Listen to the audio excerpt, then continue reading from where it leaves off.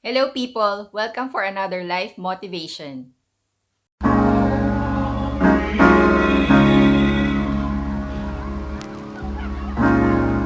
have to be your biggest fan. And when things are really tough and they're really rough and nothing's working, but there's something inside of you that says, I just have to follow that. Because you don't know who you're going to meet. Instead of you trying to waste hours, days, and years of thinking what you will need to do next, why not just do it?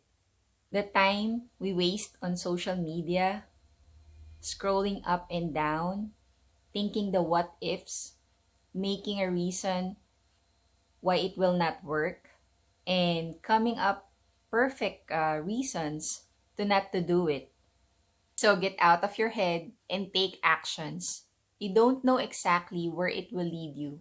You just need to start that one thing that feels right and keep following that positive, right feeling things and see where they lead you. Most answers reveal along the way, not by thinking, but more of an action.